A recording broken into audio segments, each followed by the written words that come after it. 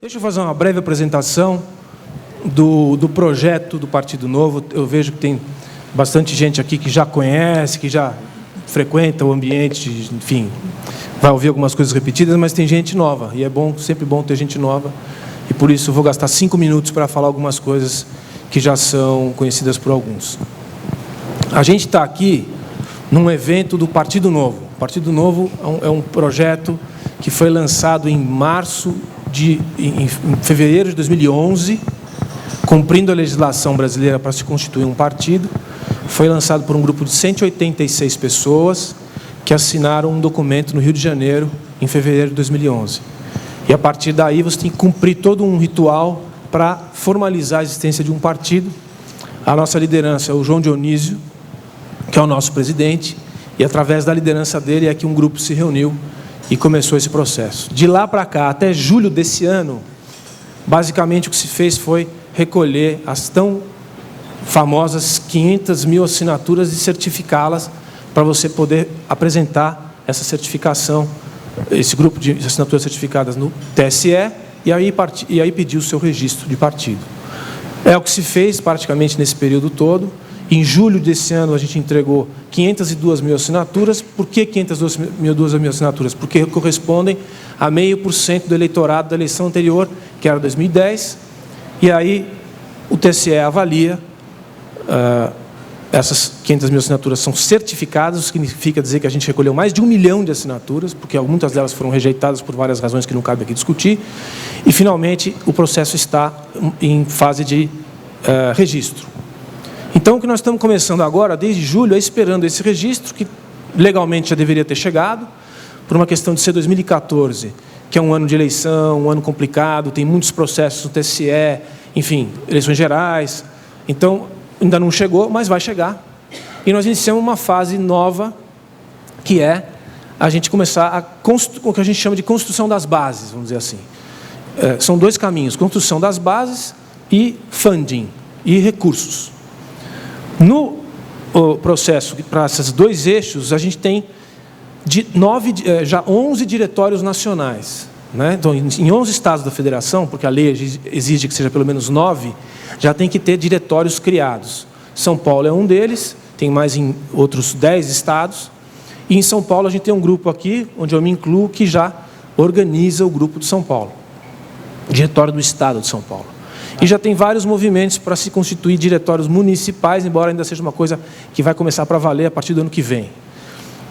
Esse nosso encontro se inclui num eixo de 3 programações que a gente tem para 2015. Na verdade, hoje é o primeiro de um processo de 3 programações. A primeira delas são encontros mensais de apresentação do projeto do partido. Foi o que a gente fez a semana passada. Semana passada na FEComércio. Alguns aqui já estiveram lá. O que a gente faz é apresentar o time que está mais ou menos envolvido na organização e explicar o que é essa história aí de quase 4 anos de trabalho. E trazer simpatia das pessoas e para que elas comecem a divulgar o projeto e, quem sabe, daqui a pouco se tornar sócios. O segundo eixo é o que nós estamos fazendo aqui hoje, que são palestras temáticas. A gente convida alguma pessoa interessante, inteligente, que tem coisas a dizer, que tem um perfil que interessa ao nosso ideário partidário e abre um debate. Então, hoje nós vamos falar de reforma política, que é um tema que está aí quente na agenda brasileira, com uma figura importante que eu já vou apresentar. E a gente pretende fazer esse tipo de encontro a partir do ano que vem, talvez de mês em mês ou de 40 em 40 dias. Então, esse é um eixo que, para quem já está envolvido com o partido e quer participar, quer conhecer as pessoas, etc., nós vamos ter pessoas interessantes falando para a gente de temas interessantes. E o terceiro eixo é o eixo da organização interna, que para São Paulo e para outros estados, mas para São Paulo vai ter treinamentos. A gente vai começar a organizar treinamentos, ainda para poucas pessoas, porque não dá para fazer, por exemplo, 200 de uma vez, treinamentos que vão tratar do ideário, do campo das ideias liberais e do estatuto, e daquilo que o Novo vê como o que pode ser o projeto de ideias e futuramente do programa do Partido Novo. Então, esses 3 eixos vão começar a funcionar em 2015. Hoje a gente, 2 já estão funcionando de uma maneira ad hoc, O ano que vem vai ter agenda do ano inteiro, com encontros mensais, com agenda direitinho, para quem quiser participar. E a gente vai progredindo, espera receber, finalmente conclua esse pedaço, receber o registro. Com o registro a gente pode ter funding organizado do tipo, vai ter uma página na internet que quem quiser virar sócio do partido vai poder fazê-lo. E ao mesmo tempo a gente já tem feito um trabalho com gente, assim, com um grupo pequeno para ir atrás de um funding mais pesado para conseguir constituir o partido, ter uma sede, ter uma sala, talvez não seja desse tamanho, mas uma sala a gente possa se reunir permanentemente, enfim. Então é um trabalho muito intenso, muitas coisas para fazer. Espero que boa parte de quem está aqui que não conhecia o projeto se empolgue com ele e se envolva com ele. Enfim, para efeito de organização do nosso encontro de hoje. O nosso encontro de hoje é um debate com o Pondé, e a gente começa daqui 3 minutos. Vamos conversar aqui uma prosa muito informal, uns 50 minutos, talvez, depois a gente vai abrir perguntas.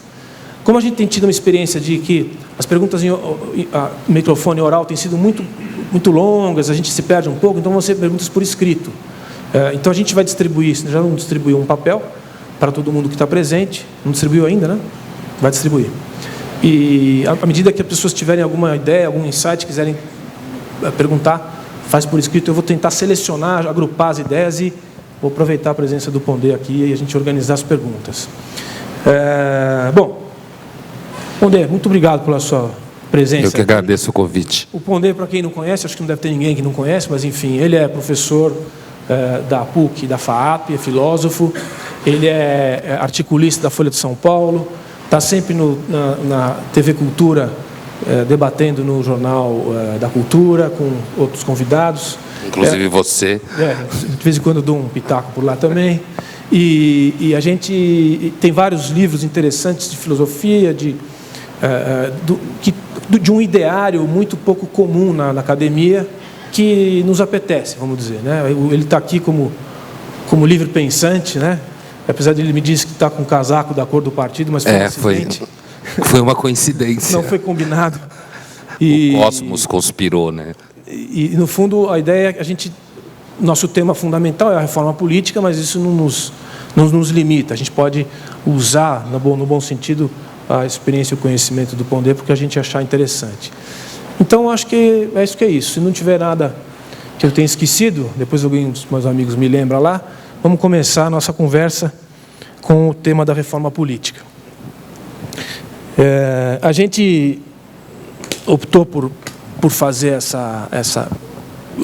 por esse tema por razões óbvias, né? Nas eleições gerais, logo que a presidente Dilma ganhou, esse tema veio à tona, quer dizer, já vem vindo há algum tempo, mas ele veio à tona, é preciso fazer uma reforma política. Ela mesma, no discurso de vitória, fez referência à necessidade da reforma de alguns procedimentos, de algumas, talvez até instituições. E aí surgiu um debate, vamos dizer, meio superficial, mas perigoso, eu diria, em relação a plebiscito, em relação a outros processos que poderiam ser utilizados de forma indireta, que não fosse pelo Congresso, enfim. E aí passou a ser um tema que estava na crista da onda, continua, está na conversa de todas as pessoas, é a mãe das reformas, de todas as reformas que esse país precisa fazer. A tributária, a previdenciária, a legislação trabalhista, é a reforma política, talvez certamente a mais importante, a mais difícil. Então eu queria começar, Pondé, essa prosa aqui, te perguntando o seguinte: o que significa reforma política? O que está na base da reforma política? Porque, independente das questões técnicas, das tecnicalidades, do que é a legislação, do partido, etc., o que significa falar em reforma política com um país com as características do Brasil? Muito bem. Bom, boa noite. Eu agradeço o convite do Christian, do Partido Novo. Está funcionando, sim. Então, esse tema da reforma política, foi bom você começar com essa coisa de o que está na base, porque até a discussão técnica, me parece que existem algumas coisas que a gente deve prestar atenção nisso, que podem parecer um pouco nada a ver. Bom, reforma política significa pensar o modo como se organiza o poder dentro de um lugar, né? Antes de você discutir se você simpatiza com o voto distrital, distrital misto, né, proporcional, como a gente tem hoje, existe uma questão de fundo importante, que é entender que a política é o modo como se organiza, se gera e se divide o poder. Na democracia, todo mundo sabe, isso é dividido, inclusive, através das pessoas, do voto e tudo mais. Agora, tem algumas coisas importantes. Eu diria que a política, para começar, e aí numa questão de um cenário um pouco mais amplo, histórico, a política, cerca de 250 anos, quando você observa a história da filosofia política e dos movimentos políticos dos últimos, grosso modo, da segunda metade do 18, que deságua na Revolução Francesa, e de lá para cá, a política ela foi paulatinamente se transformando naquilo que a Idade Média entendia que era uma função, como a gente fala em teologia, da graça. Os medievais entendiam que o que redimia o mundo era a graça, a ação de Deus, que tinha seus funcionários, padres, não sei o que e tal. Mas havia uma expectativa de que o mundo tinha problemas e de que esses problemas eram resolvidos através da ação de Deus, grosso modo. Na teologia cristã, chama-se isso de graça. Só que, a partir do final do século XVIII, isso começou a mudar. E, na realidade, a política, como se fala num jargão filosófico, tomou o lugar da graça. A gente espera a redenção do mundo da política.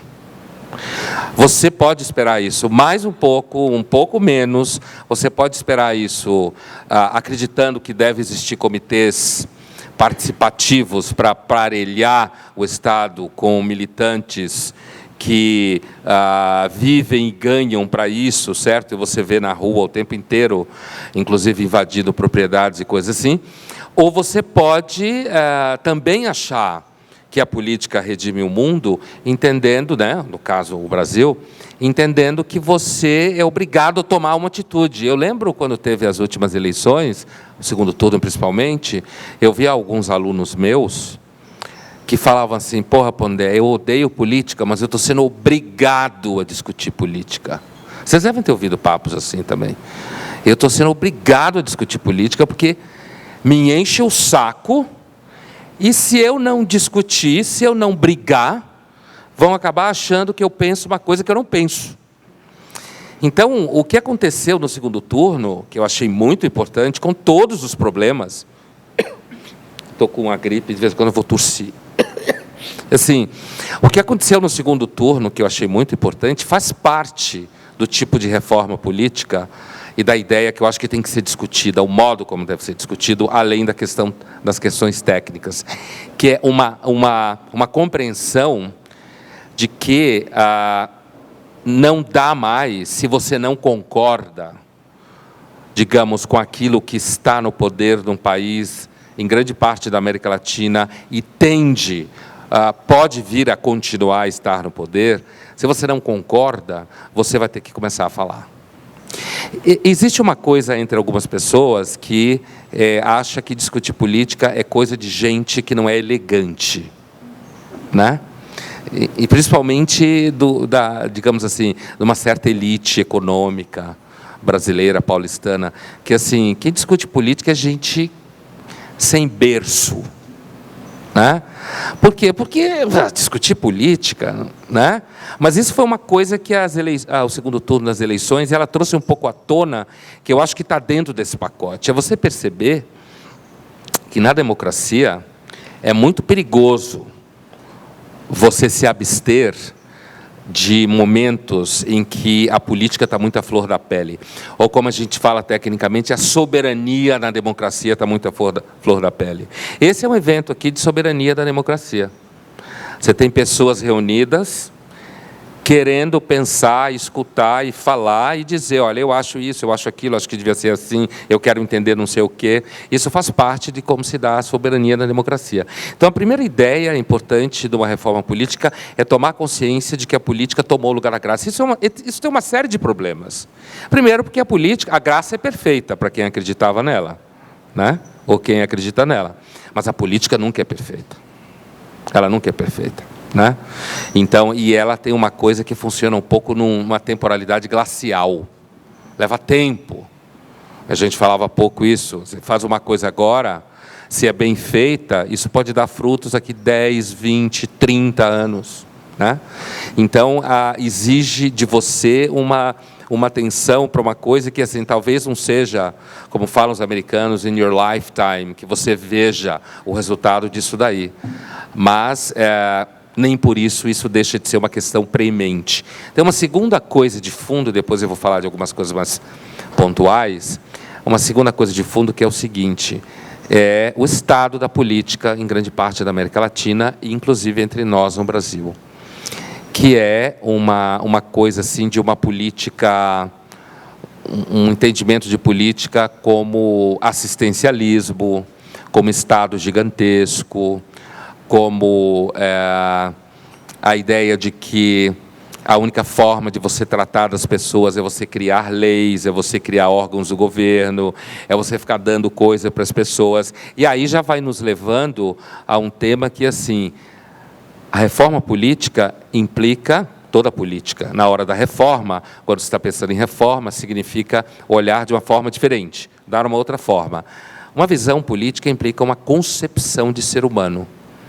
Implica uma concepção de como o ser humano funciona, quais são as coisas importantes que ele deve fazer, o que ele deve esperar da sociedade à sua volta, certo?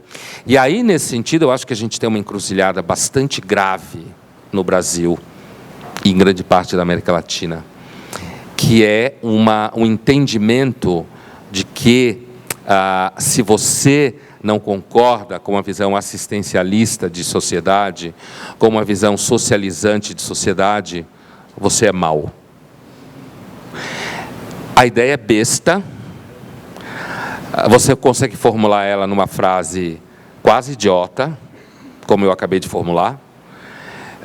Você não precisa pensar muito tempo para entender o que a frase está dizendo. A frase está dizendo o seguinte, se você, trocando em miúdos assim, se você não está no espectro, para dar nome aos bois, que vai do PT para PSOL, PSTU e agregados, você é mau.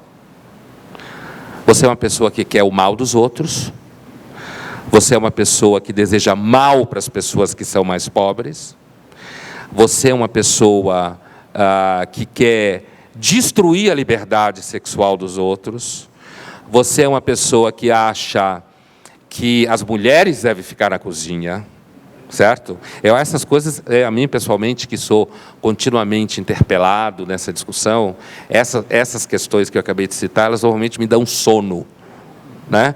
Mas é uma coisa que você tem que ficar... Isso tem uma razão histórica recente, porque um dos desserviços que a ditadura causou ao Brasil foi ter catapultado o projeto da esquerda no Brasil. Uma das grandes mentiras históricas acerca da ditadura, afora a tortura e todas essas coisas horríveis que você tem sempre que pontuar, é outra coisa que quando você diz, não, eu não concordo com o espectro político do PT ao PSOL, você deve ser a favor da tortura. Né? A pergunta já vem pronta. Você é a favor da tortura?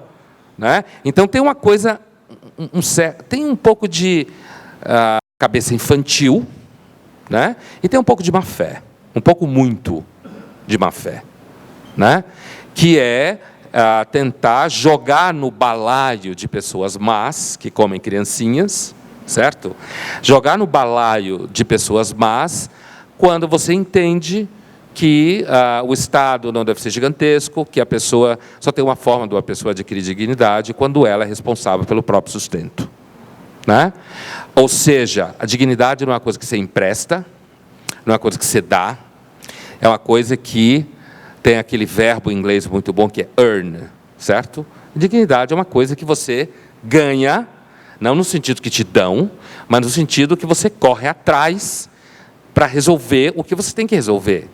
Então, essa questão é muito importante, e veja que a minha colocação, Christian, desse cenário, vai me levar a, digamos assim, algumas dimensões um pouco mais profundas do que significa uma reforma política, e que eu acho premente, é disso que eu venho falando quando eu toco nesse tema, seja no jornal, seja na rádio, seja no jornal, na Folha, né, e no jornal da TV Cultura.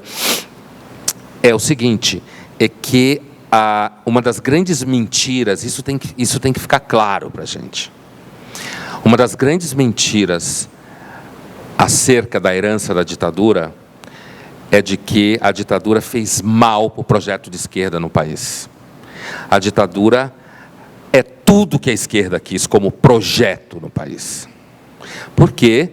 Porque o que ela aniquilou, a ditadura, e agora a gente está começando a engatear, é a possibilidade de você dizer que não é a favor de assistencialismo, que não é a favor de Estado gigantesco, que acha que uma pessoa deve viver pelo que ela ganha e pelo que ela trabalha, que o sistema de sociedade de mercado, com todos os problemas que tem, porque tem, é o sistema que até hoje produziu um pouco de qualidade de vida, no sentido de renda, porque assim, eu sempre costumo dizer, pobreza é que nem gravidade.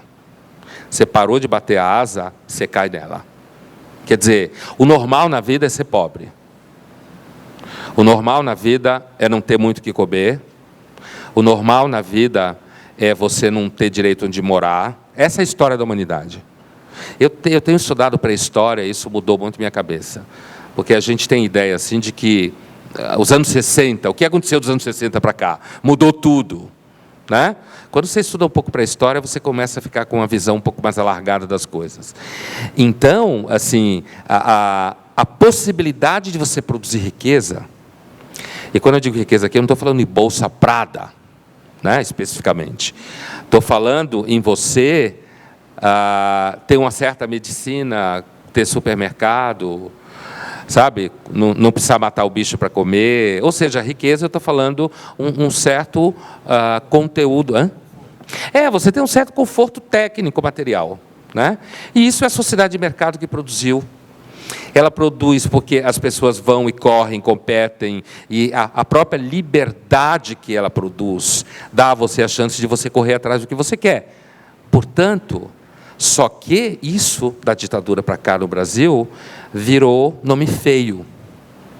Então, uma primeira questão fundamental na reforma política no Brasil hoje é você sair do armário, certo? Se você não concorda com um regime paternalista, gigantesco, que cultua uma coisa do tipo coitadismo, certo? Você tem que começar a pensar que talvez você não seja uma pessoa má por causa disso, né? Você deve começar a se perguntar se você algum dia torturou alguém na vida. Se algum dia você desejou muito mal, além daquilo que a gente às vezes deseja para algumas pessoas de mal, que é normal, de vez em quando, que é necessário, mas assim, se algum dia você de fato desejou tão mal assim para os outros, né? Um exemplo simples é problemas a ver com empresários, principalmente médio empresário, pequeno empresário. No Brasil, empresário, se você é empresário, significa que você não presta, né? Você paga um monte de imposto, você dá emprego, e todo mundo sabe que no Brasil dar emprego significa que você não presta, por isso você dá emprego, por isso você deve ser punido. Então você tem uma série de elementos aí, que vão de elementos mais técnicos e prosaicos, como eu acabei de citar, a elementos que não necessariamente são tão técnicos e tão prosaicos, que faz parte da reforma política. Por exemplo, saber o que o seu filho está estudando na escola. A reforma política começa na escola, no ensino médio para baixo. Grande parte dos seus filhos, assim como dos meus, né, estudam na escola, em disciplinas de humanas, como se fala, Tudo o contrário do que eu estava falando aqui. Faça um exercício, quem nunca fez. Principalmente se os seus filhos estudarem naquilo que às vezes eu chamo na coluna de escolas chiques da Zona Oeste paulistana. Certo? Escolas cabeça, como se diz. Né? Principalmente nessas escolas em que você busca por uma conta de qualidade, de histórico da escola, faz um teste. Olha que história que eles estão aprendendo. O que tem no livro de geografia que ele está estudando. Né? Você pode, de repente, descobrir que seu filho aprende que o único país da América Latina que não vive, nunca viveu em ditadura, é Cuba. A gente ri porque diz, que é isso, Pondé. Mas eu sei disso. Eu recebo e-mails, um monte de e-mails. Não dá para responder todos, claro. Mas eu recebo muito e-mail, tem muito menino e menina. Inclusive, uma camisa que de vez em quando eu uso no Jornal da Cultura, que é uma camisa da União Soviética, vermelha, que eu sempre que vou com essa camisa tenho uma enxurrada de Twitter e WhatsApp. Por que o Pondé está com essa camisa? O que ele quer dizer com isso? Estou tirando um sarro.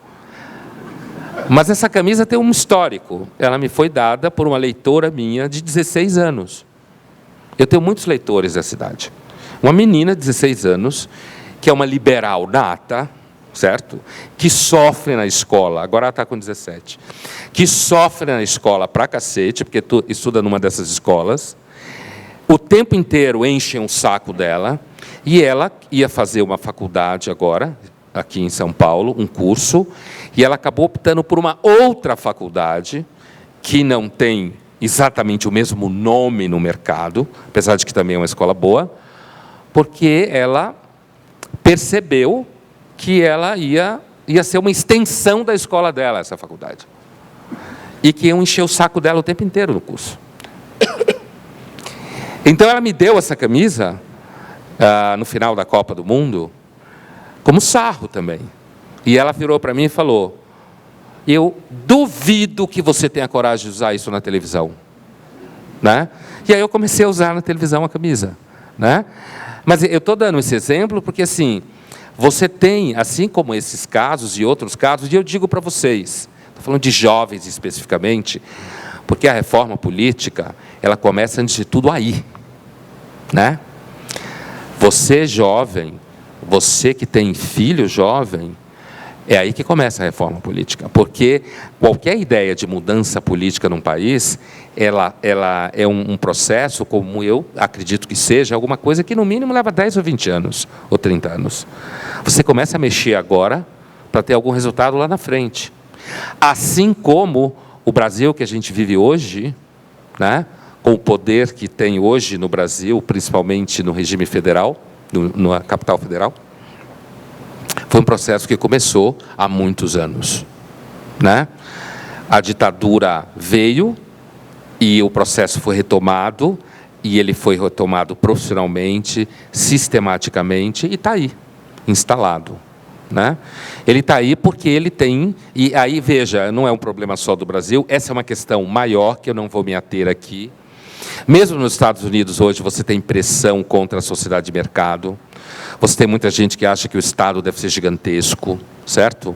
Então existe de fato um embate entre uma visão de política, que é uma visão meio religiosa da política, e uma visão de política um pouco menos religiosa. Né? E aí, então, eu dou esse exemplo da escola, porque parece, não, que absurdo é esse? Está falando de reforma política, está falando que o meu filho estuda na escola, faz um teste. Principalmente se ele estuda nessas escolas da Zona Oeste, de uma parte da Zona Sul, vê o que ele está estudando, vai ver onde ele faz estudo do meio. Né? O acampamento do MST que ele foi, certo?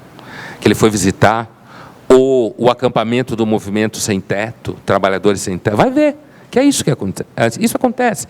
E veja, eu não estou falando isso para você chegar lá amanhã na escola e desembestar lá, nada. Não estou falando isso, não. Eu estou falando isso para você falar com o seu filho em casa. Ou seja, há uma camada mais profunda, porque inclusive essa questão das escolas, nós já recebemos eles na faculdade assim, em grande parte, né? Os coordenadores pensam assim, os coordenadores das escolas, que contratam os professores. E também tem uma coisa, que também é um outro problema que eu acho que a reforma política tem, quando você pensa em reforma política, quando você pensa ela em termos profundos, tem que tocar, que é o seguinte: eu tenho muitos amigos meus, empresários, que há muito tempo a gente, sabe, jantares, senta, conversa, jantares inteligentes, menos inteligentes, a gente senta e conversa, e muitos sempre falaram assim: ah, Pondé, para com isso, esses meninos aí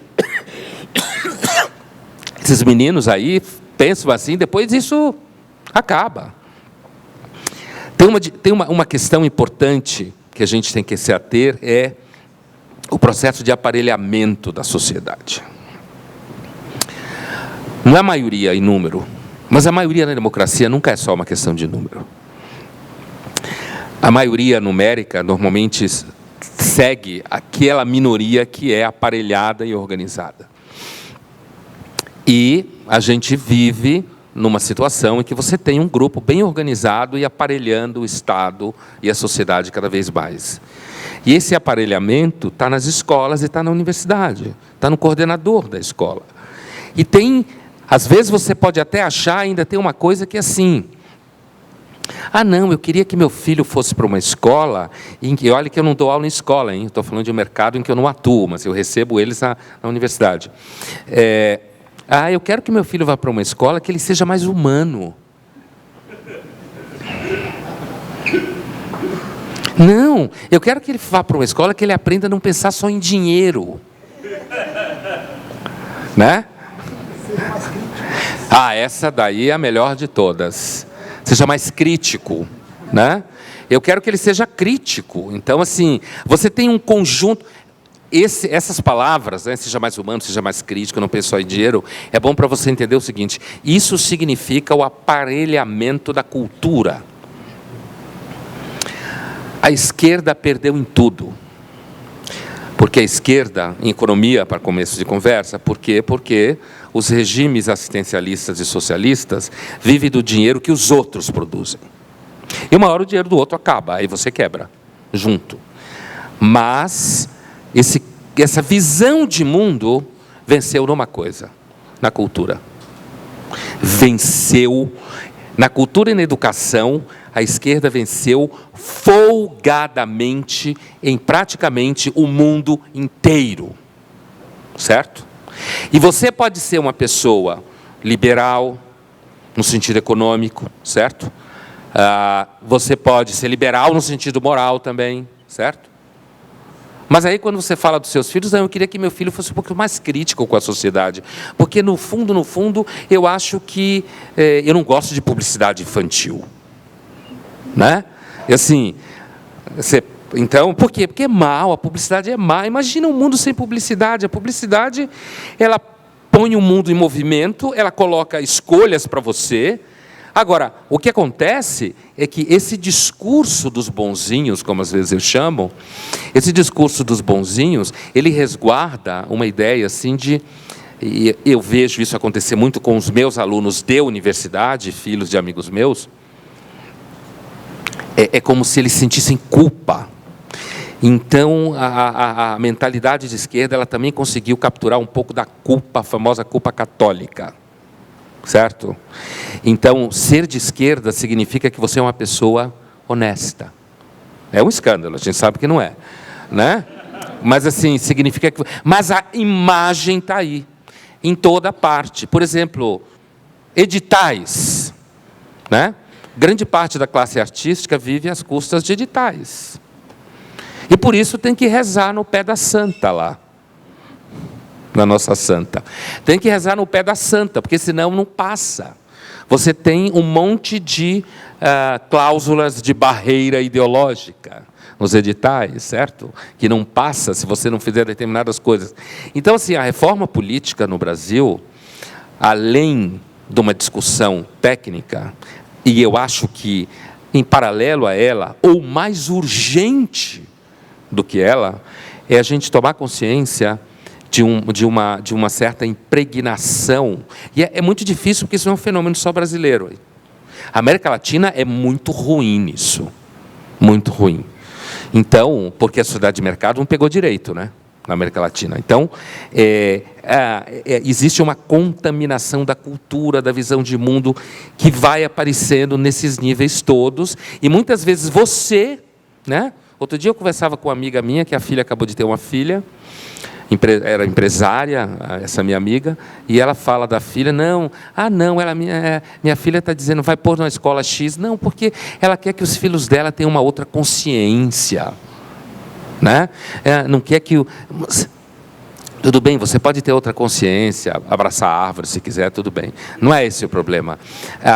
O que é importante, me parece, né, por isso que eu estou aqui conversando com vocês, existe, eu acredito, que um modelo livre, que as pessoas aprendam a ser responsáveis por elas, que você reduza o Estado, que você reduza essa coisa da pessoa ficar o tempo inteiro, e a gente sabe pela sociedade europeia ocidental, que os europeus estão descobrindo recentemente que o Estado vai quebrando, né? É claro que tem gente que gosta de comparar o Brasil com a Islândia.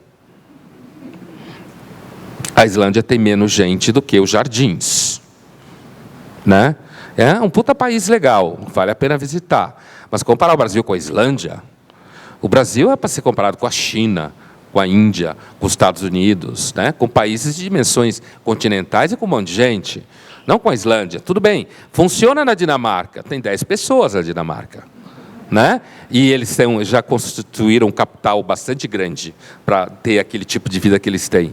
Então, se você acha que a reforma política ela começa, antes de tudo, por você se assumir, pensar que visão de mundo que você tem. E aí eu terminaria, para a gente continuar a conversa aqui, com o item da bibliografia, tá? Como eu tinha falado contigo, a bibliografia é essencial. Isso é uma coisa, um trabalho que eu venho fazendo, sempre falo disso, e cito fontes, né? E aí eu recebo e-mails e respondo, mandando referência bibliográfica. Quer dizer, a reforma política também passa por a gente ter acesso a determinados autores que a gente simplesmente não tem. Está começando a melhorar. Está melhorando. Mas a gente não tem. Por exemplo, você tem... Vou dar alguns exemplos aqui importantes. Está saindo agora. Você tem um psiquiatra inglês chamado Theodore Dalrymple. Esse é o pseudônimo literário dele. O nome dele é Anthony Daniels, como psiquiatra.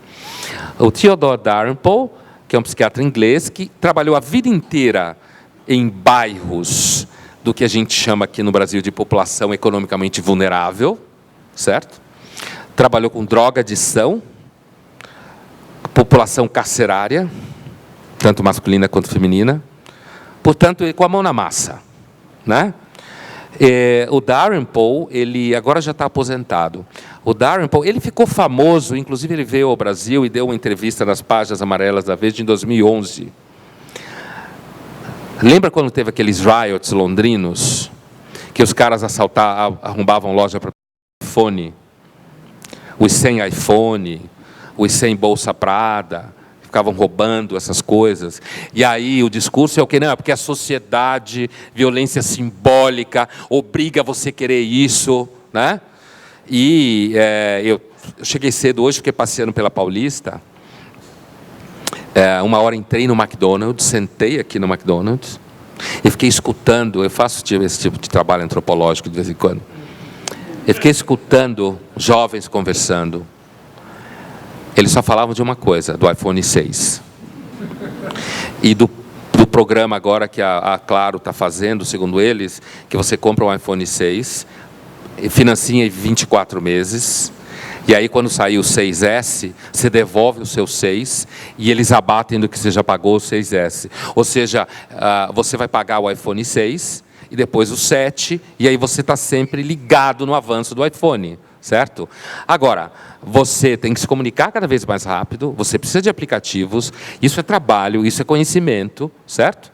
Agora, tem um monte de gente por aí que não usa iPhone. e vive do mesmo jeito e resolve o problema, e o dia que consegue, compra seu iPhone. Daqui a pouco alguém vai querer dizer que iPhone é um gênero de primeira necessidade, que você tem que ter. Então, o Dalrymple ele ficou famoso, estourou para o mundo inteiro, porque ele ficou conhecido como o psiquiatra que havia profetizado os riots do verão de 2011. Porque ele vem, desde o começo do ano 2000, saiu o livro dele agora aqui em português, chama-se Vida na Sarjeta, né? Que é o primeiro grande livro dele, Life at the Bottom. Ele, desde 2002, quando ele lançou esse livro, que ele vem sistematicamente dizendo que esse processo é inevitável, porque a Inglaterra está construindo há muito tempo uma geração que quer que o trabalho seja abolido. Porque tem gente por aí que acha que o trabalho é uma injustiça social. Você tem que trabalhar. Ganhar o suor da vida, ganhar a vida com o suor do rosto. Não é certo, não é justo isso.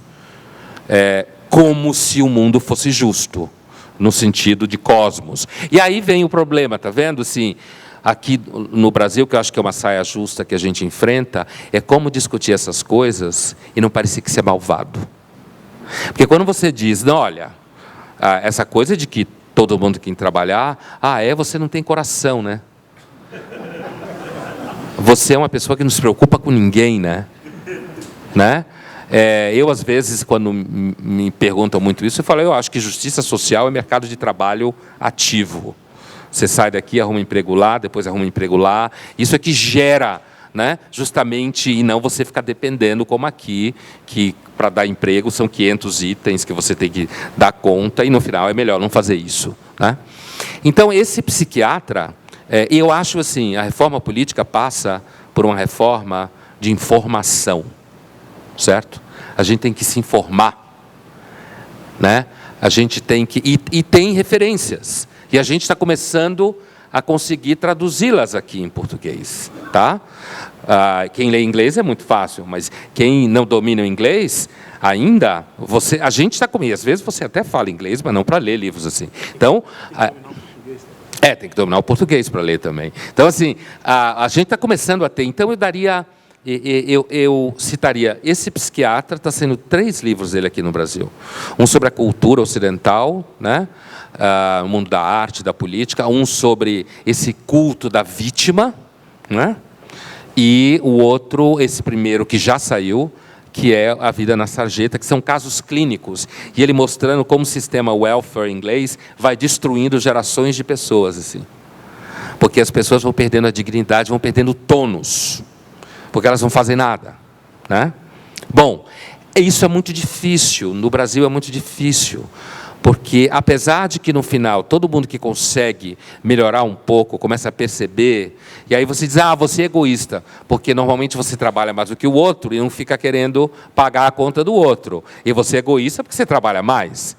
Então daí vem a ideia de que não, você é malvado. E tem uma coisa também importante que é uma visão um pouco naif, no mau sentido, né? E que é muito comum em pessoas mais jovens e alunos que não têm, de fato, muitas obrigações. Então, eles acham que...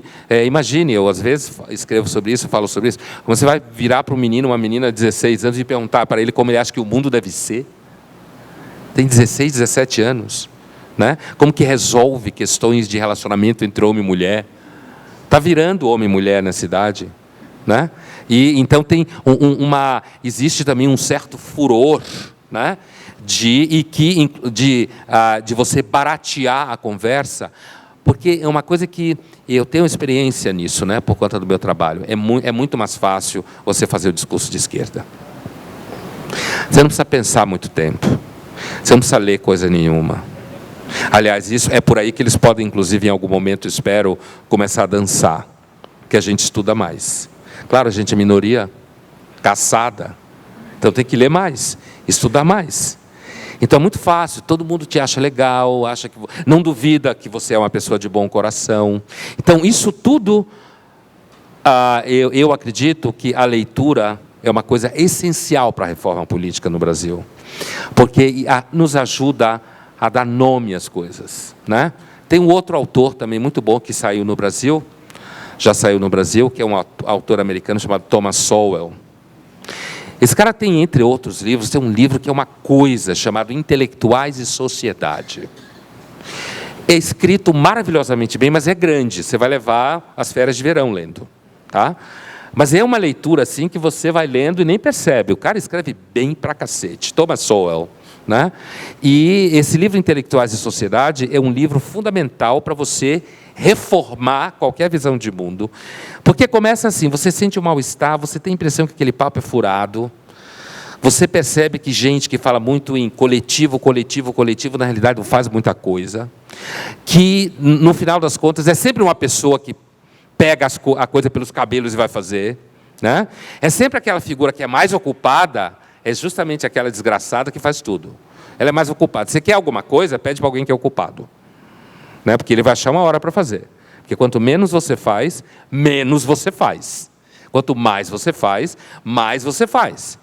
Então, assim, você começa... O processo da reforma política começa com você sentindo um certo mal-estar. Você acha que aquilo que está se falando não é verdade, você olha ao seu redor. É um exercício quase científico, antropológico, de você olhar o comportamento, comparar. Eu conversava outro dia com uma colega minha, como quase todos os colegas que eu tenho absolutamente de esquerda, né? Uma menina super inteligente, jovem, professora. E no tempo da eleição a gente estava conversando, em poucos minutos antes ela tinha vindo me pedir um conselho, porque ela recebeu um convite para ser editora de uma revista. Ela tem 27, 28 anos. E ela queria me pedir um conselho como negociar com o dono. Né? Tá? Aí a gente conversou lá e tal, deu tudo certo, ela está trabalhando e tal. E aí depois, um dia que a gente estava discutindo a coisa política, ela falou, não, porque temos que barrar o capital financeiro no país. Olha a frase. Né? Então, são pessoas absolutamente, estou me referindo a pessoas bem formadas, inteligentes e tal. Mas aí eu virei para ela e falei, escuta, sabe o que é economia? É você me pedir um conselho sobre como você faz para que o dono da revista reconheça que você tem valor. Isso é economia. Quando você for pensar em economia, não pense no capital. Pense na relação entre você, seu cotidiano, o que você quer ganhar, o que você acha que você tem que ganhar, o que você consegue comprar, como isso vai mudando o seu cotidiano, porque é isso que é. E lembre sempre de uma coisa, economia é a ciência da escassez. Por isso que se chama de ciência triste. Por isso que não dá para se falar de economia em festa. Você estraga. Festa você tem que beber e falar de revolução. Certo? Meio festivo, assim. Não pode falar de economia em festa, porque fica todo mundo baixo astral, como se falava nos anos 70. Certo? Porque economia lembra você o quê? O dinheiro acaba, você acaba, certo? O recurso acaba, certo? A felicidade é difícil, a segurança significa muito trabalho. Isso é um discurso adulto, cara. É um discurso adulto. E ser adulto enche o saco. É um discurso adulto. E por último, eu falaria de um autor, esse só tem um livro traduzido dele aqui, mas a gente vai traduzir mais. Né? Nós estamos trabalhando na Editora E, que é a Editora E, Realizações, que tem abraçado a tradução de autores estrangeiros importantes aqui. Nós estamos lançando uma coleção agora, que vai aparecer no mercado em meados do ano que vem, com alguns autores, alguns traduzidos, outros novos. Tem um autor importante em inglês chamado Michael Oakeshott. Michael Oakeshott, que foi professor em Cambridge, em Oxford, muitos anos, morreu em 91, ele dividia a política em duas formas.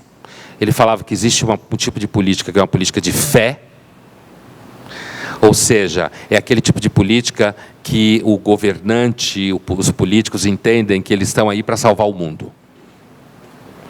E tem aquele tipo de política que ele chama de política do ceticismo, que é aquele tipo de política que duvida de engenharias sociais, duvida de grandes malabarismos políticos e acredita que o Estado e o governo, eles devem garantir certos direitos de ir e vir, direito de liberdade de expressão, direito de não ser assassinado na rua, né?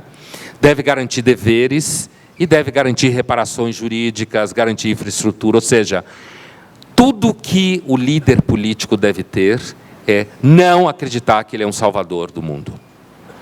Ele deve ser alguém que entra no lugar para gerir, para organizar fluxos, para tomar decisões de almoxarifado, sei lá, certo? Imagina assim, você tem um cara que tinha, recentemente um colega meu deu esse exemplo, achei muito bom.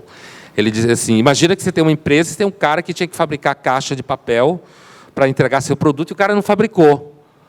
Você vai resolver isso. Você não vai dizer que é a cultura que faz isso, né? Você não vai dizer que é uma injustiça, você vai ter que resolver que não tem caixa de papelão para entregar. Então, o político, a chamada política do ceticismo é uma política que significa você entender que o Estado e os governantes, quanto menos eles se acham referências morais de como todo mundo deve ser, quanto mais eles entendem que a função deles é administrar fluxos, resolver problemas, garantir resultados, e as pessoas resolvem a vida delas, o que elas querem acreditar, como elas se vestem, como que elas andam, onde que elas vão, ao invés de ficar inventando modelos de sociedade na cabeça, talvez o governo funcione melhor. Eu acho, então, a reforma política, me parece, ela é uma questão importante. Antes de tudo, entender que ela começa na escola do teu filho, começa com o que a gente lê, né? Começa com o que você conversa em casa, tá? Ou seja, começa com você perceber o mal-estar que você pode ter com relação a essa visão de mundo outra, e você não ficar achando que você é mau, porque você tem uma suspeita de que você trabalha muito e, portanto, você não devia arcar com gente que não trabalha muito. Isso não significa que você não quer sair com ela, se divertir ou fazer coisas juntos, né? E que isso, na realidade, é um dos grandes mistérios que o Adam Smith falava, né, o pai da sociedade de mercado. Por que que aquilo que parece absolutamente ganancioso é aquilo que gera riqueza para todo mundo? Grande mistério. Você pensa em você, você corre atrás, isso vai gerando riqueza, vai gerando possibilidade. E foi isso que aconteceu no mundo. E depois surgiu essa mania de ficar dizendo que não é isso que garante uma vida um pouco menos pior, né? Obrigado, Pondé. Você deixou muitas...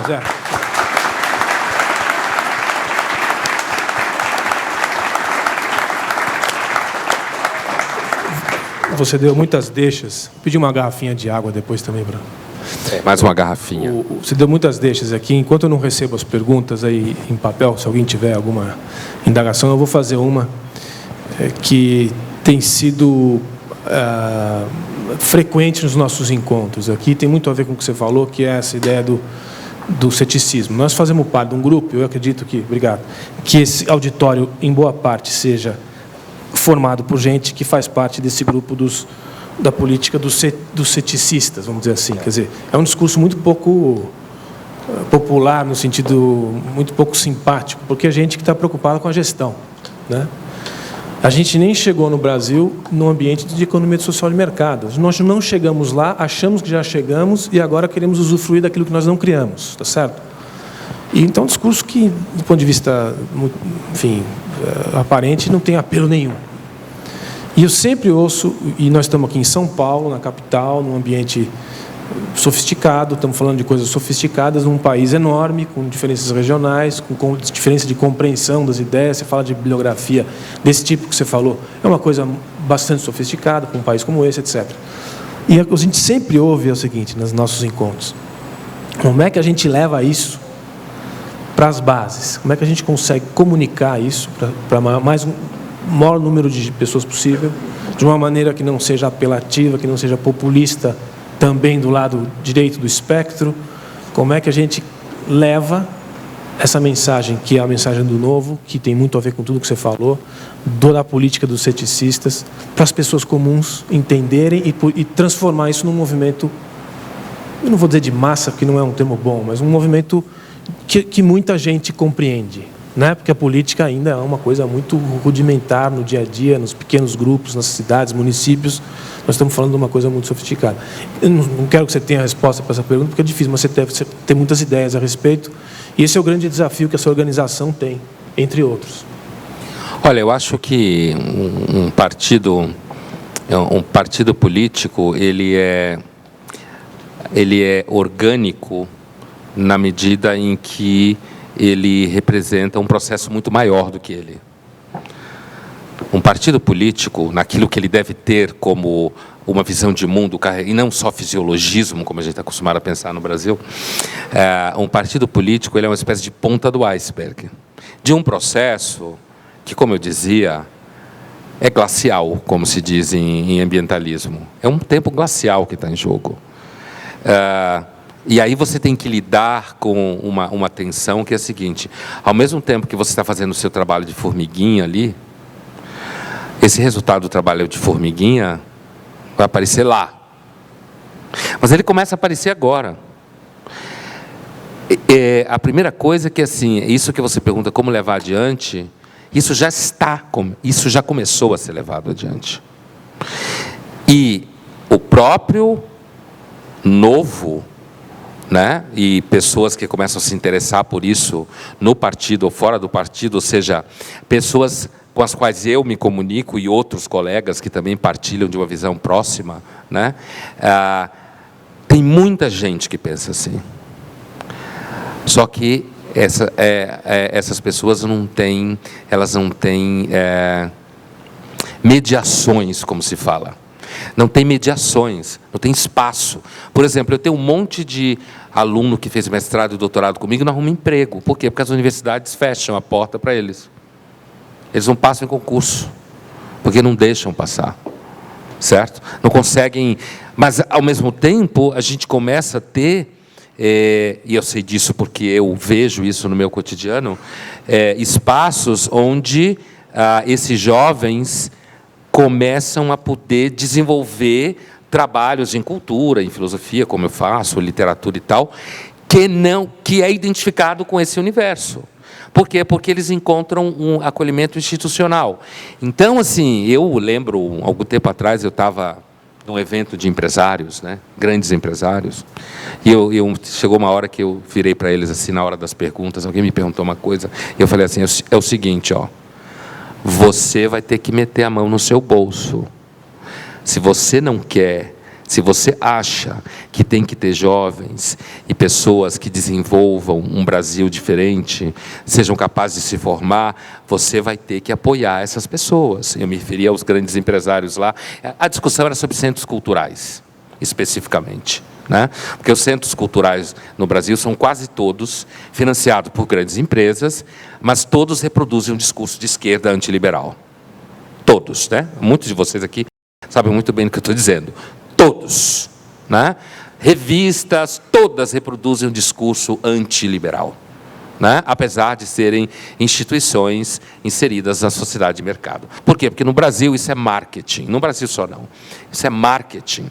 Então, Christian, esse processo ele já está em curso, a gente já tem primeiros sinais dele. Então, não é, porque eu falo quando é glacial, não significa que não dá sinais antes. E isso daí é assim, isso funciona. É fundamental, eu acredito, a existência de um partido que acolha esse processo de uma forma organizada, motivada, militante, certo? E que seja representante, na realidade, de um movimento muito mais capilar, às vezes não tão visível, mas que começa a aparecer na mídia, certo? Por exemplo, faculdade de jornalismo é uma faculdade produtora de amantes de Cuba, certo? Mas já tem um ou outro que começa a... Por exemplo, outro dia eu conversava com uma jornalista da Veja, uma menina que já não é mais estagiária, mas ainda é uma menina, e ela dizia assim que ela perdeu amigos porque o sonho dela era trabalhar na Veja. Perdeu amigos, não fala mais com ela. Como, trabalha na Veja? Você não deve ser uma boa pessoa, né? Então, assim, então, o que eu estou dizendo é o seguinte, esse processo, ele é um processo lento, capilarizado, significa a escola que teu filho vai, o financiamento que se faz nos centros culturais, a organização de um partido dessa ordem, discussão nas redes sociais, hoje facilita isso daí, por conta das redes sociais, ou seja, é a apresentação de intelectuais, como se fala em publicidade, fazedores de opinião, que saem, como eu e outros, que vêm fazendo isso, e aí, o que acontece? Por exemplo, o que se sabe hoje? Os cadernos de cultura, eles são normalmente todos de esquerda, porque normalmente quem lê isso é gente que acha que é de esquerda, porque acha que ser de esquerda significa o que você espera de uma pessoa honesta e virtuosa. É mais ou menos assim, quem é honesto é fiel ao marido e à mulher e é de esquerda. Entendeu? Quer dizer assim, é um pacote de virtudes básicas que uma pessoa deve ter. Mas você já começa lentamente, essa é uma discussão, por exemplo, que vai parar, quer ver um exemplo concreto? Vai parar na discussão de quem vem na Flip. Quem vem na Flip? Na Flip. Quem vem na Flip? Quem vai? Vocês devem ter ouvido falar, alguns de vocês, o que aconteceu ano passado, com um colega meu da Folha, o Demetrio Maioli, numa feira literária em Cachoeira. Não aconteceu comigo, apesar de que eu recebi um monte de e-mails de pessoas se congratulando, se sensibilizando comigo, mas não aconteceu nada comigo, na realidade. O que aconteceu foi com ele. É que a Flica, Feira Literária de Cachoeira, lá na Bahia, uma cidade muito bonita, no interior da Bahia, no Recôncavo, antiga, né? Parecida tipo Paraty, tipo Ouro Preto, essas coisas. Tem uma feira literária importante e eles cancelaram a minha mesa, que era a última mesa na noite, e era a última mesa, e eles fizeram fechada para um canal de TV, com medo do que tinha acontecido na mesa do Demetrio Maioli. E a nossa mesa era eu em francês sobre amor na Idade Média. Era um papo super cool. Eu estava na Flip lá, a fim de discutir amor na Idade Média, sabe? Só amor no coração. Então, assim, né? Textos medievais sobre amor e tal. Mas a mesa do Demetrio Maioli era uma mesa que discutia aquilo que ele chama de neo-índios. E eu tive a oportunidade de ver isso acontecer na virada do ano de 2012 para 2013, em loco, no sul da Bahia, que é grupos que tem uma universidade no sul da Bahia que ela vai reconstituindo identidade indígenas e reconstituindo tomada de terras indígenas que supostamente pertenceu lá atrás, certo? E tomaram uma propriedade específica, que eu conheço o dono e tal, e eu, por acaso, estava lá perto na época, e então o Demetrio estava falando disso na mesa. E aí invadiram a mesa dele, jogaram uma cabeça de porco, cortada, sangrando, em cima da mesa, ou era outro bicho, que eu não sei qual era, mas um tipo assim. E começaram a dançar, e fizeram uma espécie de ritual na frente, e interromperam a mesa, e suspenderam a mesa com medo.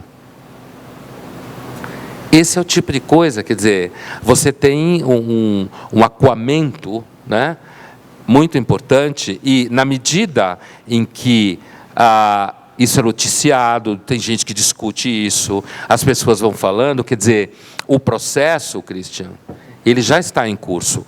E um dos sinais que ele já está em curso é a violência do segundo turno. Esse é um sintoma, né, que ele está em curso. Por quê?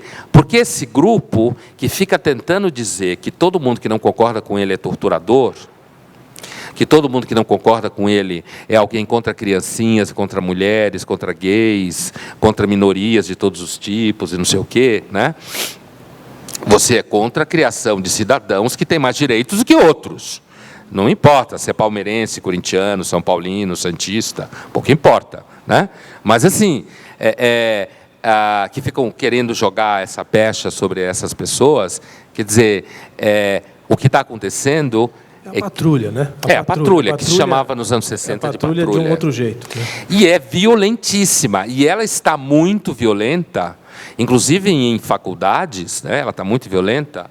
Eu conheço muitos jovens por várias faculdades do Brasil que se organizam e vêm se organizando e tentando e começando a fazer frente a isso, apesar de que o movimento estudantil, né, todo mundo que fez sabe como é que é, o movimento estudantil sempre primou por ser um movimento autoritário, né? Todo mundo sabe, quem já fez sabe. O negócio era esvaziar a Assembleia para votar entre vocês, entre nós, amigos. Sempre foi assim, né?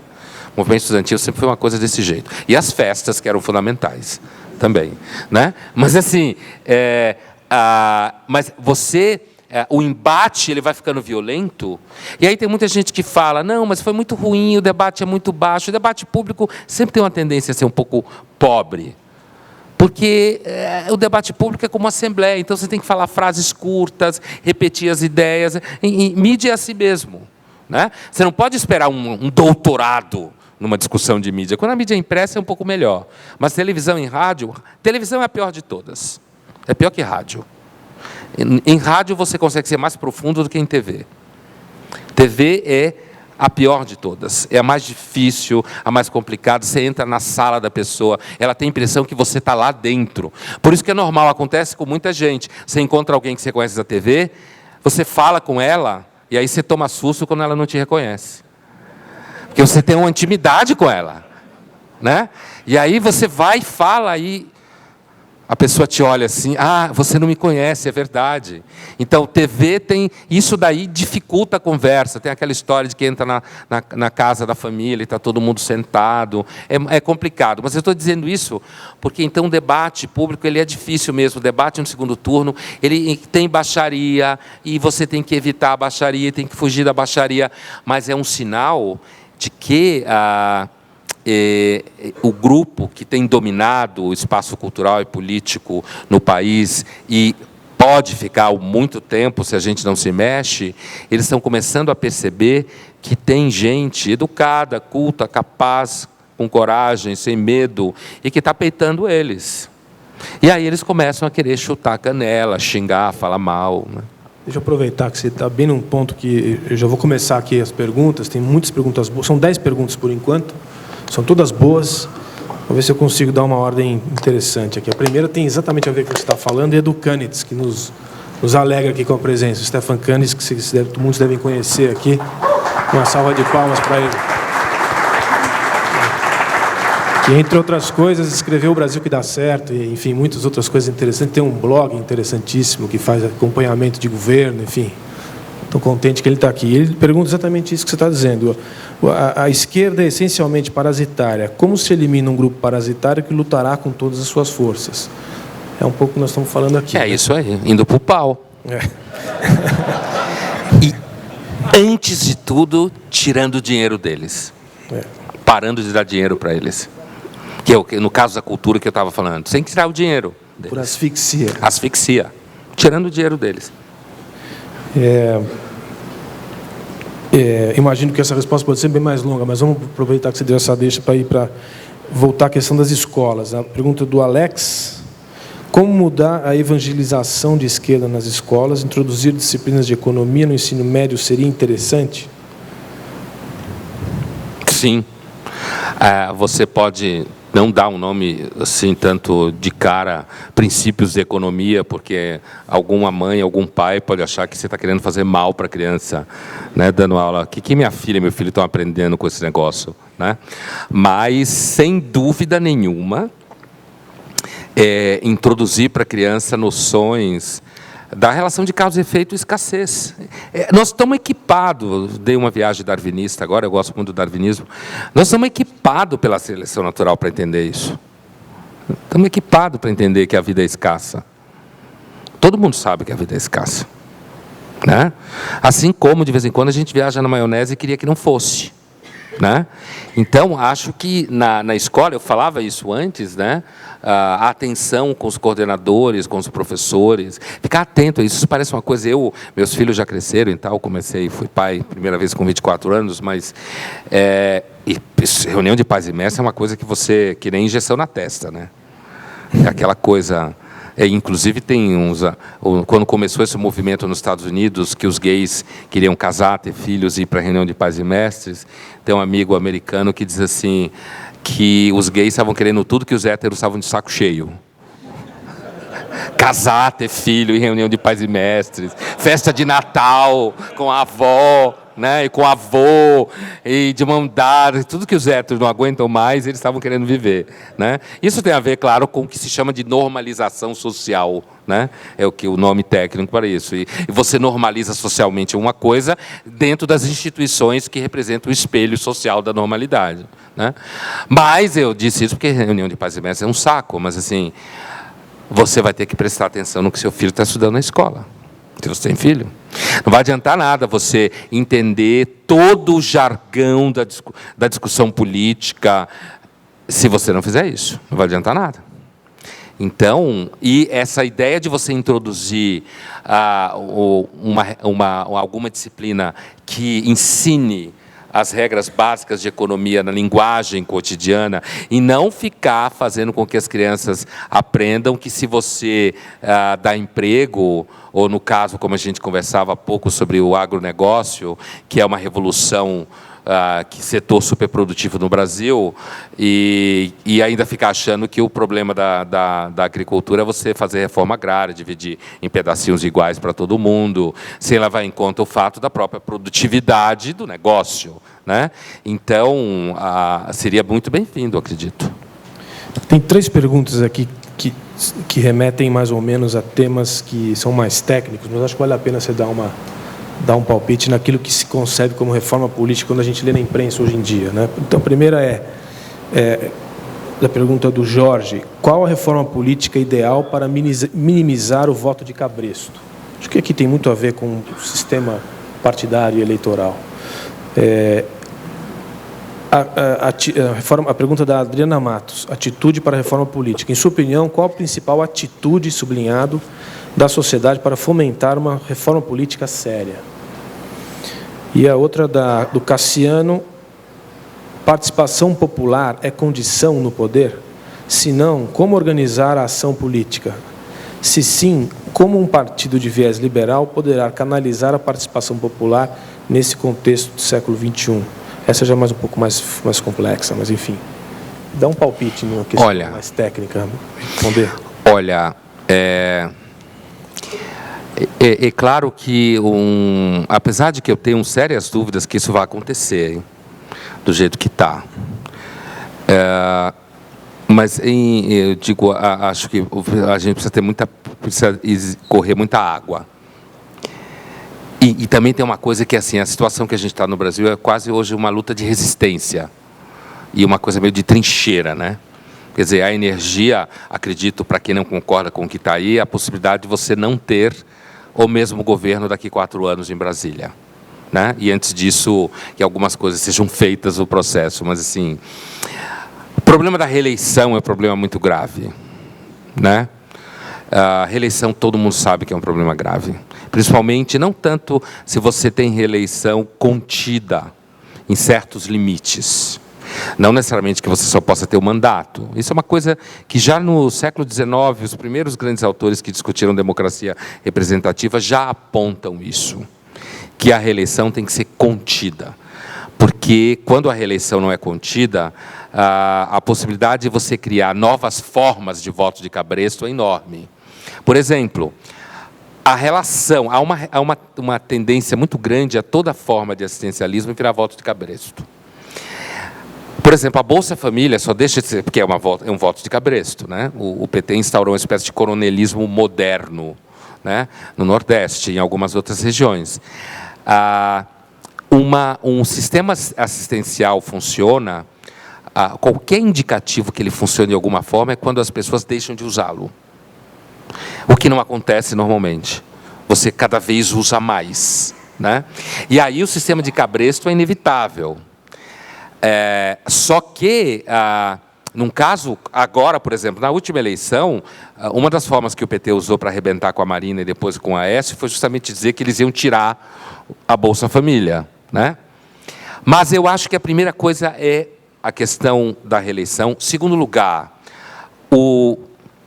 eu acredito, mas eu insisto em dizer que eu acho que a gente não vai chegar nisso tão cedo.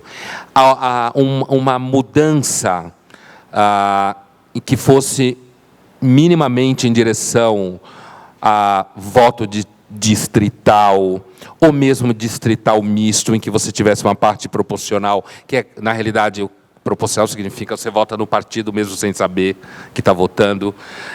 Ou seja, outra coisa, acabar com a propaganda política gratuita na televisão. Se você não tiver competência para arrumar dinheiro, sei lá, vai fazer qualquer outra coisa na vida.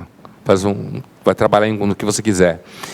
Acabar com o fundo partidário, certo? O fundo partidário é um dos instrumentos técnicos de corrupção do sistema. Por quê? Porque você entra no sistema político para viver do fundo partidário. Você sabe muito bem disso, quando a gente conversou isso a primeira vez. Então, você entra para viver disso, certo? E aí isso retroalimenta o problema do sistema político. E se você lê, por exemplo, isso a gente tem em português, apesar de que não se leu durante muito tempo aqui, que é o Democracia na América, do Tocqueville, que é um livro do começo do século XIX, é fundamental para entender a democracia até hoje, né? Ele já diz lá, quer dizer, há um risco enorme do representante esquecer o representado, e ele já falava contra a eleição lá. Mas um dos problemas é quando você aumenta um instrumento de corporativismo. E o fundo partidário é um corporativismo, né? Assim como reeleições se limite também ao corporativismo. Então, eu acho, primeiro, portanto, se você retira o financiamento público de campanha, se você retira a propaganda de graça na televisão, se você retira o fundo partidário, mesmo que a gente tenha menos políticos, não vai ser tão ruim assim, se a gente tem menos políticos, né, no primeiro momento. Mas, assim, isso faz com que o político ele tenha que ficar mais perto daquela pessoa que está votando nele. Que é uma das grandes vantagens do sistema distrital, seja ele misto ou não, em alguma medida, você fica mais perto, e também ele vai ter que arrumar dinheiro da pessoa que está ali, mais perto dele, né? E é aquela história, quer dizer, se o dinheiro é fabricado por um sistema burocrático, que não tem dono, todo mundo sabe disso. Dinheiro que não tem dono é bêbado na ladeira, todo mundo empurra, né? Então, assim, o sistema de financiamento tem que ser de uma forma muito clara e até miudinha, diria os lisboetas, quer dizer, miudinha mesmo.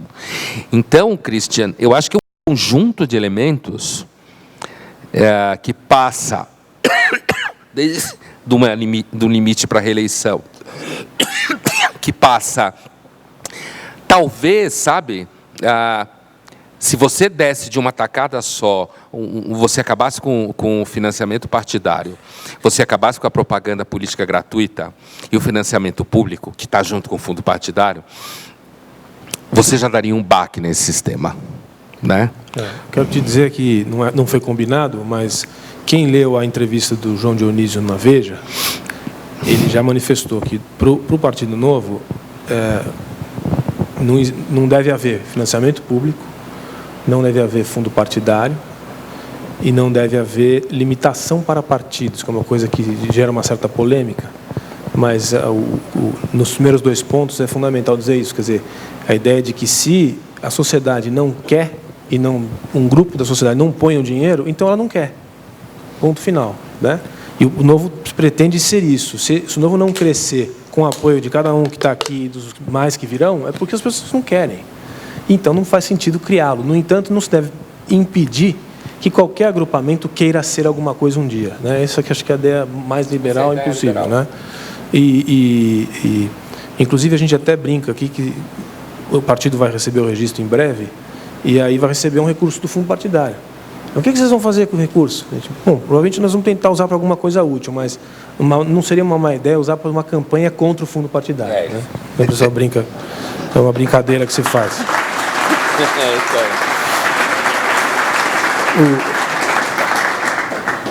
Tem dois... Não, tem uma outra coisa, tem uma que ficou na minha memória, uma coisa que... uma pergunta mais, porque, assim, olha, uma coisa me parece importante, que, assim, não pode passar, no meu ponto de vista, nenhuma lei que crie comitês participativos legítimos. Não pode. Participação popular. Não pode. A participação das pessoas tem que ser de coisas assim, certo? Eventos como esse, grupos de discussão, nas escolas onde você tem filhos, na universidade, nos centros culturais, no seu trabalho, seja o que for. Mas não legalizar comitês participativos, que, na realidade, são um lugar onde pessoas que trabalham com isso e que ganham para isso, vão aparelhar os três poderes, grosso modo. E, na realidade, eles vão se transformar num governo ao lado do governo. Ou seja, é mais governo, certo? Portanto, e tem algumas coisas que a gente tem que ter em mente, que está aí na plataforma para discutir, do caso do governo federal. A outra questão é o debate sobre a mídia. Mecanismos regulatórios da mídia em nome de democracia social, como está acontecendo no Equador, na Bolívia, na Venezuela, na Argentina, que, na realidade, dá no seguinte: olha, se você tem esse fulano aí que está falando essa coisa, você demite ou a gente manda o fiscal aí. Todo mundo sabe como funciona isso. Francisco Amarante, qual deve ser o papel da imprensa no debate sobre a reforma política? Enfim, desculpe interromper, mas sim, a imprensa no jogo. Mas então, olha, a imprensa também tem um pouco a questão das escolas, ou seja, os coordenadores querem gente assim, e de repente você tem editores que querem gente que fale tais coisas. Mas, também na imprensa, o que os órgãos de imprensa vão lentamente descobrindo você pega, por exemplo, o caso como um jornal importante como o Estadão. O Estadão é um jornal que fala com a classe empresarial, mas se você olhar o caderno de cultura do Estadão, que não chama mais caderno de cultura, chama Aliás, né, que é meio de cultura, né, um outro olhar sobre a semana,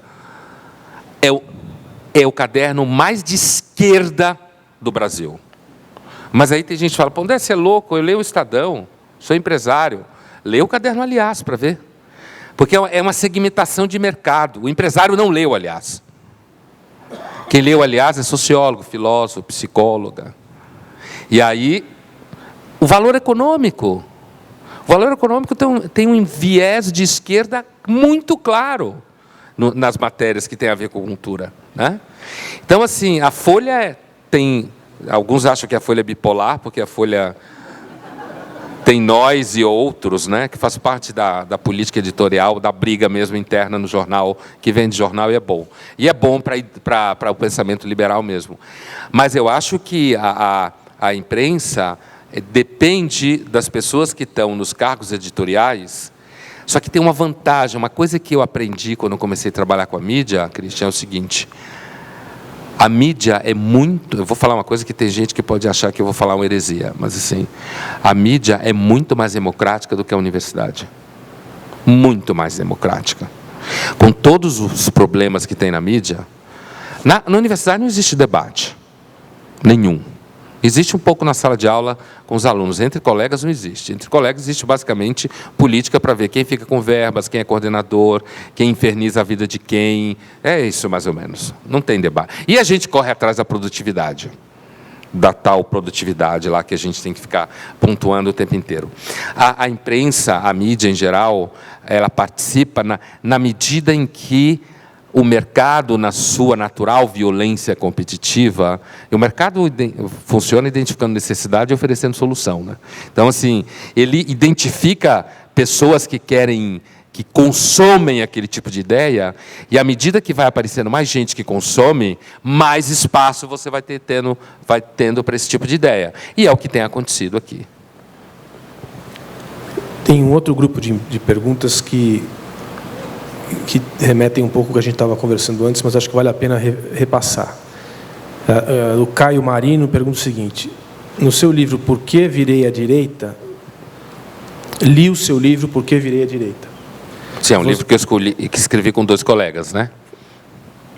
Você acha que os políticos e as pessoas de maneira geral que acreditam num Estado menor e mais liberdades individuais deveriam se assumir como de direita? Tem uma parecida com essa, que é o seguinte: como novo... Uma pergunta da Adriana. Na sua opinião, existe uma terceira ideologia que não seja de esquerda ou de direita? Vejo pessoas que se identificam com a esquerda, mas não se assumem de direita. E tem uma outra mais ou menos na mesma linha, acho que dá para juntar. Como o Novo pode se tornar um partido popular sem o selo da elite? Como vender o capitalismo liberal aos pobres? Quer dizer, a ideia também de direita, de elite e de capitalismo, direita elitista. Enfim. É só falar com pessoas mais pobres que foram deixando de ser pobres e estão conseguindo comprar o que quer e estão querendo melhorar de vida, certo? Principalmente pessoas que estão lá pelos 25 anos, 24, 26, certo? É falar com essas pessoas. Sociólogos dos votos, que estudam votos, né? Mesmo os de esquerda, porque sociólogo de esquerda é quase um sinônimo, né? É quase um sinônimo. Mas, assim, reconhecem que existe um fenômeno que eles lamentam e temem, que é, à medida que as pessoas melhoram de vida, elas vão abandonando a defesa de formas de transferência de renda. Porque elas vão melhorando de vida. Então, elas começam a perceber que elas estão trabalhando mais do que com outras pessoas. E aí elas não começam essa história de querer alguém que fique pendurado no pescoço delas, né? Inclusive, ela pode, de repente, doar dinheiro para A, B ou C, se ela quiser, mas é o dinheiro dela, ela decidiu doar porque ela quis, né? Porque ela ganhou, né? E não porque obrigam, né? Através de 500 mil impostos. Então, Christian, me parece que a falar, digamos assim, transformar no Partido Popular, no sentido de falar com mais pessoas, depende justamente de perceber que a sociedade de mercado é uma sociedade de classe média, de médio empresário. Ela é uma sociedade, isso é um discurso que no Brasil se desconhece, de alguém que trabalha o dia inteiro e aí quer fazer uma coisa e vai de noite fazer, e quer ouvir, quer ler, quer se informar, porque já percebeu que onde ela trabalha, ela faz isso, o outro faz assado, e ela está começando a melhorar de vida, e ela não quer que atrapalhe o caminho dela, certo? Então, isso é tipo assim, a descoberta da eureka. E o Thomas Sowell, que eu citei, Intelectuais de Sociedade, ajuda muito a organizar essa ideia, né? A você entender que o pensamento liberal, o pensamento de mercado, é um pensamento do setor médio produtivo que vem desde aqui de baixo. Você pega, por exemplo, e eu tenho a oportunidade de conversar com pessoas assim, muitos de vocês devem ter. Você pega uma diarista que trabalha duro, não é difícil dela entender uma ideia dessa. Se ela conseguiu a casa dela, o marido foi embora, que era um bêbado, ela trabalhou, cuidou de 2 filhos, certo? Trabalha de sol a sol, já tem a roupa mais bonitinha dela, já faz não sei o quê no final de semana, ela já entende esse discurso. Se ela juntou o dinheiro dela, conseguiu comprar uma casa, certo? Aí você fala para ela, essa ideia de que ela trabalhou, de que ela foi responsável pelo que ela fez, é fundamental. Eu lembro de uma entrevista, numa das entrevistas do Amoedo, o jornalista tentava coá-lo, dizendo: o partido é de direita? O partido é de direita. Aí eu volto à primeira pergunta.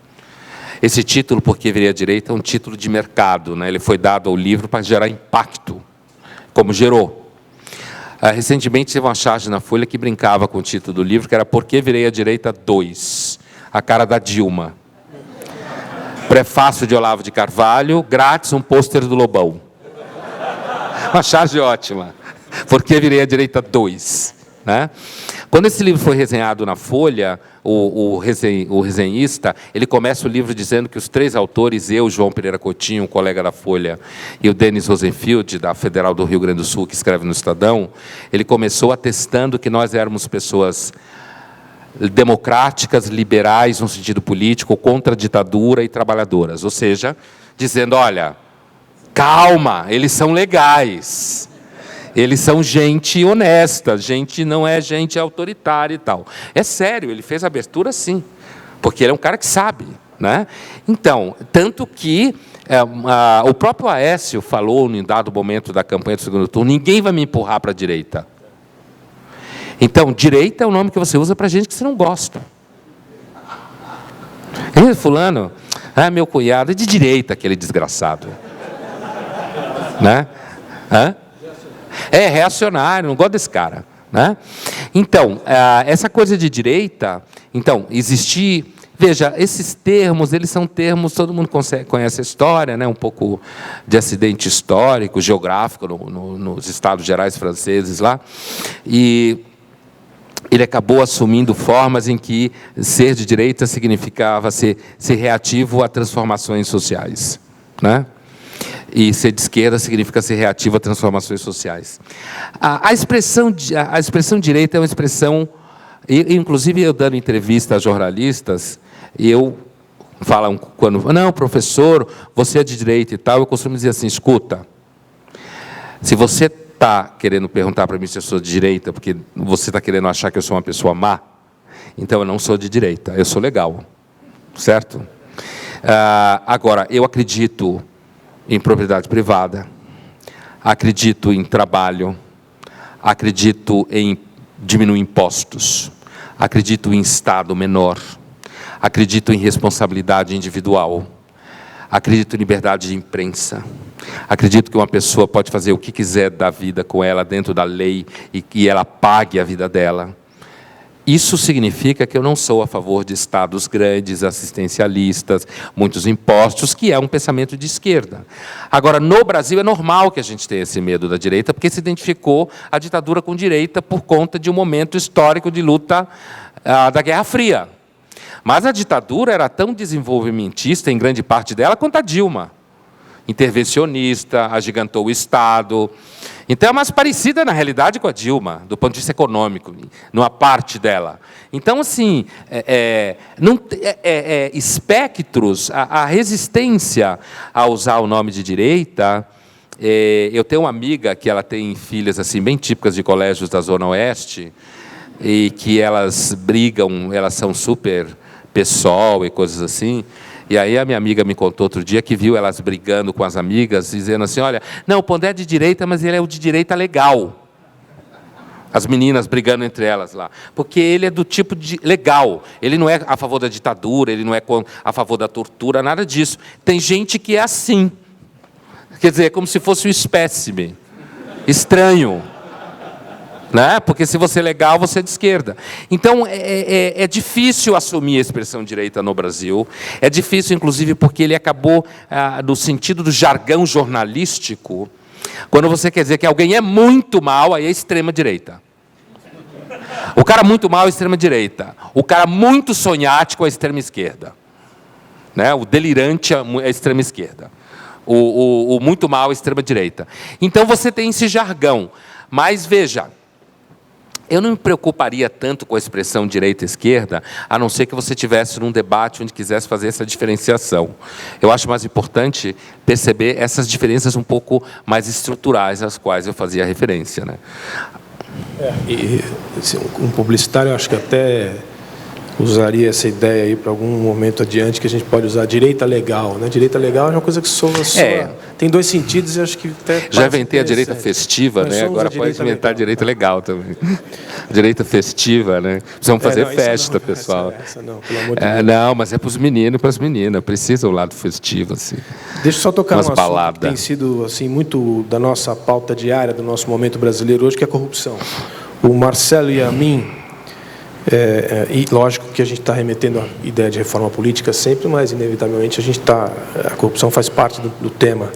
O que você achou da declaração do atual ministro da Justiça, onde ele disse que a corrupção é cultural no Brasil? Ele foi feliz ou infeliz? Na verdade, eu nem sabia que ele tinha dito isso. Mas... Olha, eu acho que prioritariamente infeliz, porque... É que nem aquele exemplo do meu amigo, colega, que eu citava há pouco, de um outro evento, que ele dizia, quando você tem uma empresa e você precisa ir no almoxarifado pegar caixa de papelão e não tem, você não vira e diz, é a cultura da empresa. Você vai e resolve.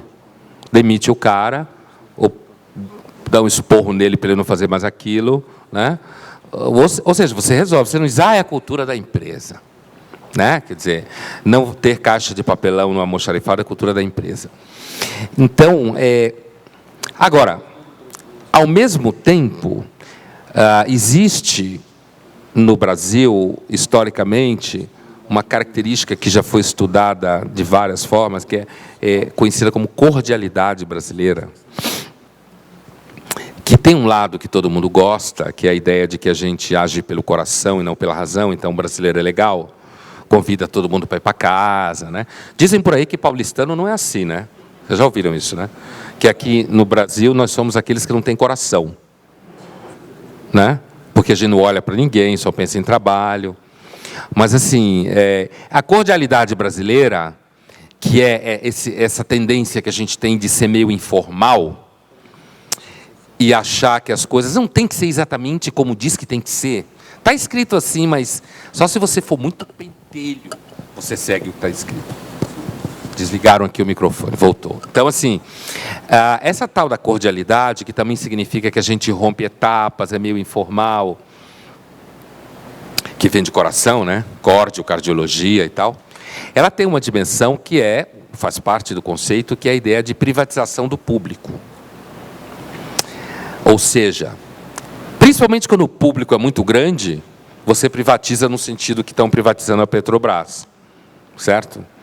Então, quando se fala que a corrupção é da cultura brasileira, é infeliz no sentido que é uma explicação que, e daí?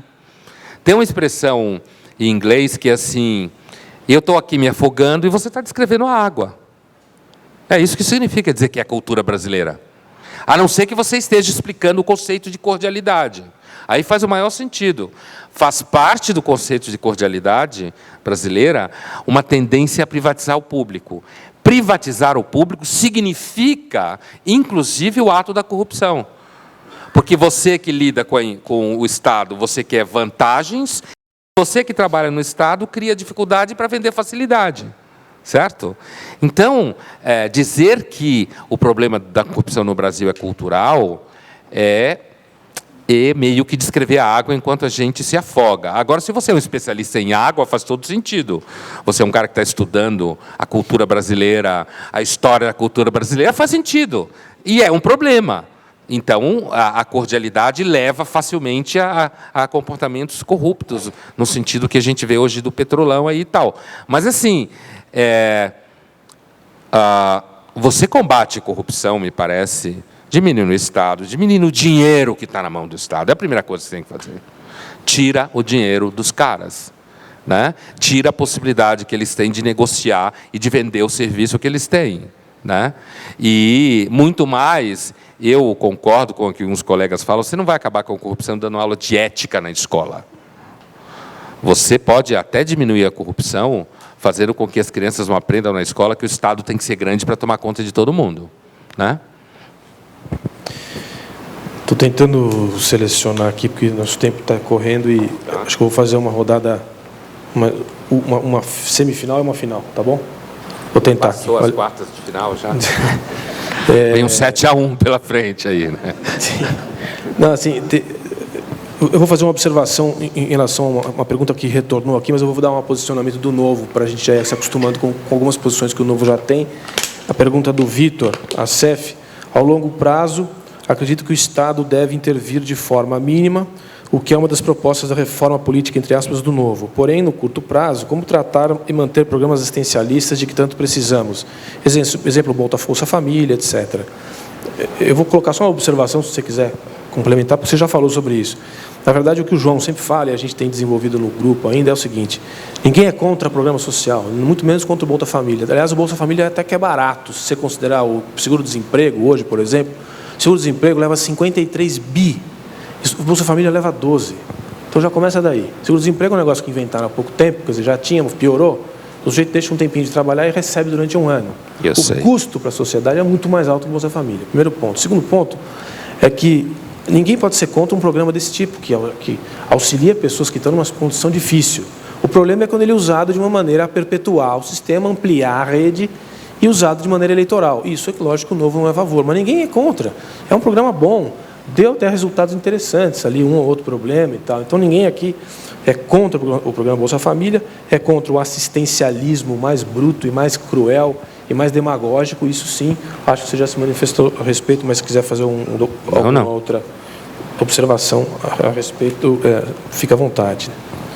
Não, pode passar. Depois, duas perguntas sobre a multiplicidade de partidos e a reforma política. Quer dizer, a primeira, como fazer a reforma política com os partidos existentes atualmente? É impossível dominar o Congresso, é impossível e dominam o Congresso e não vão largar o osso. A pergunta do Ingo Schmidt. Quer dizer, muitos partidos, 28 partidos no Congresso. Outra, na mesma linha, como se realizar uma reforma política dentro de um conceito onde partidos de aluguel seriam apenas como amparo para partidos maiores para colocar seus objetivos, em especial nas eleições proporcionais. Acho que ele está falando dessas alianças ad hoc, sim, com interesses fisiológicos. São essas duas. Olha,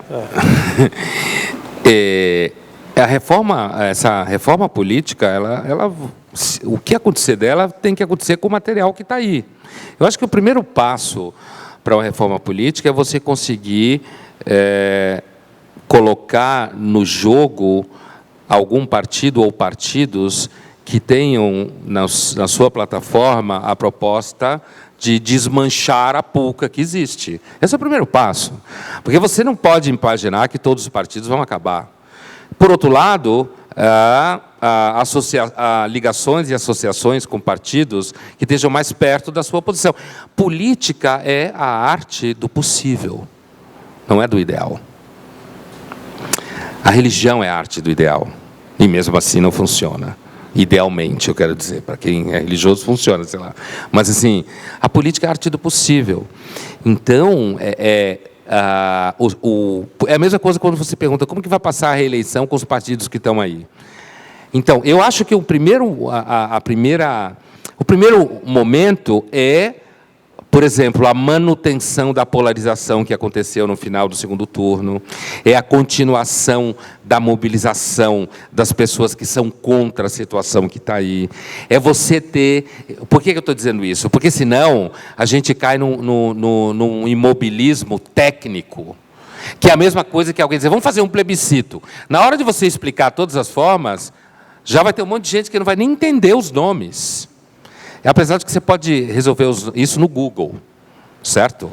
Mas assim, né, o Google existe para isso. Mas assim, me parece que, por isso que eu tenho insistido nisso, sempre que eu discuto isso, então a gente fica preso aparentemente numa tecnicidade. Me parece muito mais urgente que você tenha a possibilidade de um partido organizado que represente isso e vá parar em Brasília, do que achar que esses partidos que eu estava vão mudar. Não vão mudar.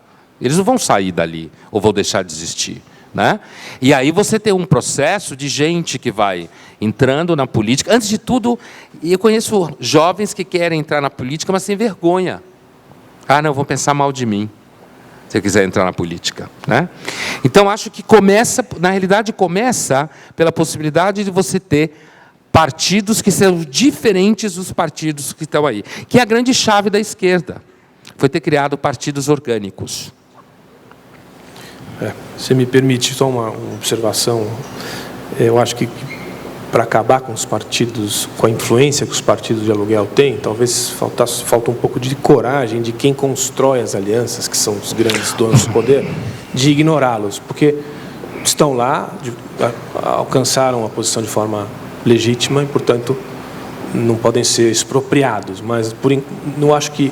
Mas precisam deles para fazer maioria. O sujeito está no comando, mas aí que está, é a fraqueza dos grandes partidos que provoca essa necessidade de criar com os pequenos, né? Se os grandes fossem compactos, houvesse fidelidade, programa, talvez não precisassem dos pequenos, sim, mas enfim. Cláusula de barreira ideológica. Porque a cláusula de barreira é uma discussão interna aqui. A cláusula de barreira é aquela história, né? Você tem que ter tantos votos em tantos estados para conseguir representação no Congresso, mas acho que não devia existir, né? Se ganhou uma representação, que tenha um deputado. No entanto, esse sujeito vai ter que fazer um trabalho duro para conseguir o apoio dos grandes, e não o contrário, ele não vai ser cortejado pelos grandes. É isso que tem acontecido no nosso jogo. Dois últimos aspectos aqui, para a gente partir para os finalmente. E são perguntas sobre jovens, sobre a juventude. Eu acho que é interessante, com a sua experiência aí de docente e na universidade. acho que o tema que já passou aqui, mas vale a pena voltar. Assim como fez nas escolas, o PT, aspas, aparelhou a mídia, por exemplo, financiando ONGs de colunistas, jornalistas e apoiando sites e jornais, etc. É possível mudar isto? Como? Regina Silva. Na mesma linha, como explicar que um grande número de estudantes de colégios de elite votam na Dilma totalmente contra o gosto dos seus pais e contra o estilo de vida que ele desfruta, quer dizer, do Ricardo Cotrim. Eu acho que nós também já passamos por isso, mas ele não tem a relação como é que efeito clara, né? Ele não tem a relação de causa. Obrigado. Ele não tem a relação de causa e efeito clara. Depois ele vota porque o professor dele de filosofia está dizendo para ele votar. E porque é legal usar o bottom de tal, sabe? Ele vota por isso. É assim como quem gosta de uma banda. Entendeu? Eu estou falando de gente de escola de nível médio, né? Eu começo da universidade. Agora, tinha uma primeira pergunta do jornalismo. Aí é mais simples. É aquilo que eu falava quando eu estava conversando com os empresários ano passado, no começo do ano, assim, empresários de empresas muito pesadas, assim. Financiei jornalistas e blogs que não falam isso. É simples. E essa é a mais simples, né? Tem um monte de gente por aí que não tem espaço na mídia grande clássica, que continua sendo a mais importante e pautando o resto, e que quer falar, e que quer escrever, e que precisa de patrocinador. Agora, um problema é que a esquerda, e principalmente por causa do PT, ela consegue colar a imagem de que se você patrocina essas coisas, você é legal. Certo? Então, assim, falta coragem. Então, se falta coragem aos políticos, falta coragem à grande parcela da camada produtiva no país, assim como falta nos políticos, a qual você se referiu há pouco, os grandes partidos, falta uma certa coragem em grande parte da camada produtiva brasileira de assumir que ela vai parar de bancar e financiar essas figurinhas que é legal financiar, porque parece que você é legal, que você está ajudando o pobre, sei lá o quê, né? Que, então significa que você tem coração e alma. Mas é muito fácil, quer dizer, você tem muito jornalista por aí, e jovem, que escreve, que pensa e que procura espaço e não consegue, porque ninguém financia. Agora, se ele for de esquerda, ele arruma um espaço logo, logo, numa revista importante do Centro Cultural ABC que tem por aí. Falta dinheiro para quem não é de esquerda e trabalha com cultura. Sobra dinheiro para quem é de esquerda e trabalha com cultura. É uma aberração, mas é assim. Público, inclusive. Né? Público, inclusive. Olha, é a última pergunta que eu tenho. Bom, para dizer que, então, nós estamos no caminho certo, porque o Novo, na sua página no Facebook, tem mais de 700 mil likes e tem mais de 30 mil registros voluntários, ou seja, a pessoa entrou e se apresentou e se cadastrou. Ou seja, a nossa parte nós estamos fazendo, e espero que daqui para frente essa coisa cresça em progressão geométrica. Né? Última pergunta, é muito específica, mas eu queria que você desse uma ampliada nela, no fundo é uma questão bem brasileira, quer dizer, o Alessandro Almeida pergunta assim, cotas raciais. Cotas. Reparação de erro histórico ou segregação racial? Amplia essa questão para cotas em geral e se você puder, contextualiza na nossa situação contemporânea. Olha, assim, primeiro tem estudos nos Estados Unidos de universidades já comparativos. O meu colega João Pereira Coutinho já deu isso pelo menos 2 vezes na coluna dele, mostrando desenvolvimentos, diferenças entre universidades que assumiram cotas raciais nos Estados Unidos e universidades que não assumiram cotas raciais nos Estados Unidos, e o resultado da população, por exemplo, negra americana, em universidades que têm cota e universidades que não têm cota, mostrando que mesmo universidades sem cota, você tem um maior desenvolvimento de estudantes, né, de chegar a cargos importantes e tal. Fora esse dado que o João Pereira tem se dedicado, né, o lisboeta lá, que escreve terça-feira na Ilustrada, eu não acredito nesse conceito de reparação histórica. Eu não acredito nesse conceito. Por exemplo, eu acho que Esse é um conceito que existe para criar burocracia, alimentar ressentimento. Por exemplo, no caso dos índios, por exemplo, acho que os índios têm que ser assimilados ao Brasil, igual a todo mundo. Porque a história é assim, as relações entre as culturas. A gente é um animal promíscuo, a gente se mistura, um fica parecido com o outro, e não sei o quê. Então, essa ideia de que você tem que criar espaços isolados, sejam cotas geográficas, no caso, para manter uma cultura existindo como uma espécie de parque temático, né? Que você fica fechado, você fica fechado lá dentro. Na realidade, é claro, eles acabam montando formas de sobrevivência, porque eles são gente que nem nós.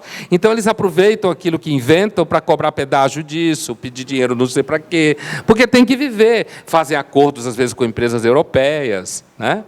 Então, assim, que inclusive tem interesses econômicos relacionados à Amazônia e problemas do verde no Brasil, não sei o quê, tal capital verde e tal. Então, eu acho que as cotas raciais, elas, na realidade, elas introduzem. E veja, o que eu quero dizer é o seguinte, os alunos, às vezes, os alunos se acomodam a isso, e acomodam no bom sentido. Eu não acho que, necessariamente, cotas raciais em todos os lugares cria racismo no cotidiano. Eu já vi não criar, certo? Eu não acho que esse é o problema principal. Eu acho que o problema principal é, primeiro, porque ela fere a lógica do mérito, que é uma das poucas coisas que a gente precisa levar em conta, o conceito de mérito e a relação com mérito. E depois ela está baseada num conceito que me parece podre, uma metafísica podre, que é a ideia de que você tem que ficar reparando o que aconteceu historicamente. Eu lembro que na Flip, de uns 2 anos atrás, o João Pereira estava aqui, quando a gente estava lançando Porque Virei à Direita, lá na Casa Folha, e a gente participou de uns debates, e na hora dele... teve um sujeito que estava na plateia que virou para ele e cobrou dele reparação pela colonização, porque ele é português, né?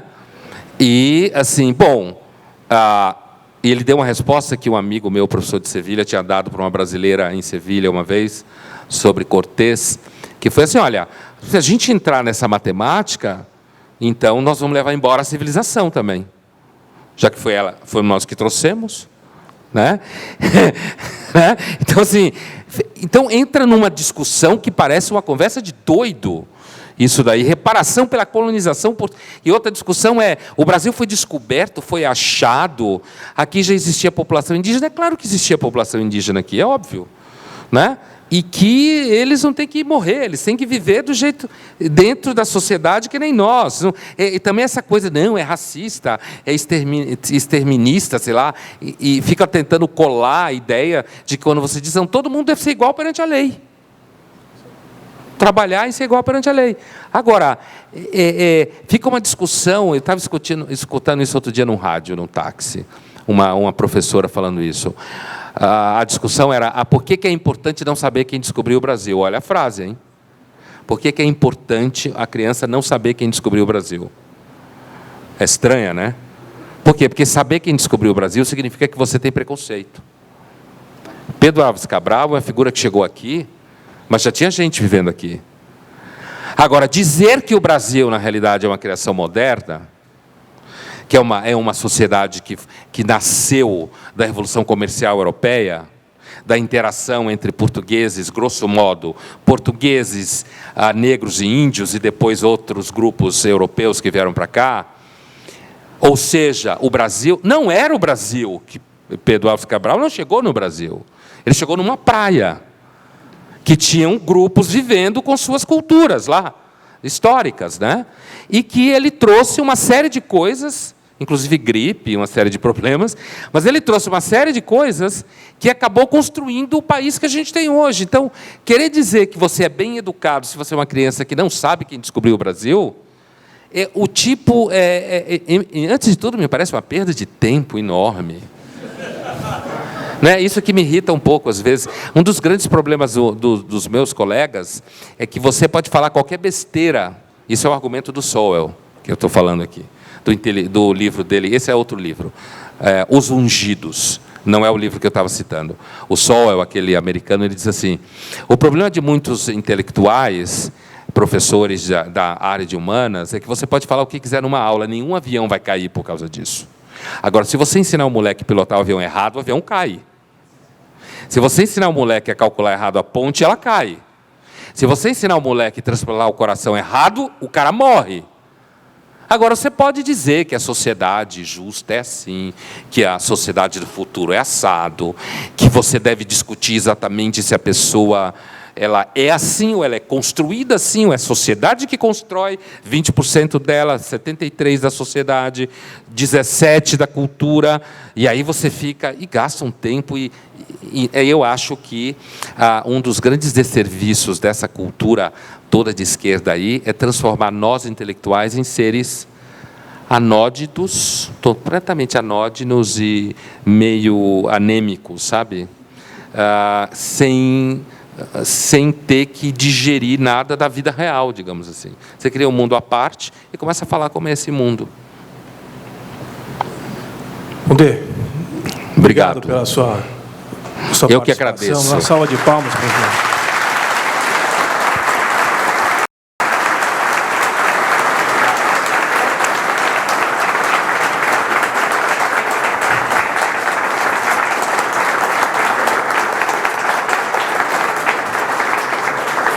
Só aproveitar e agradecer a quem organizou, que é o Eric, a Patrícia, o Fábio, todo mundo do Partido Novo que está ali na entrada, o Anolo, toda a moçada que está lá, e dizer a todos que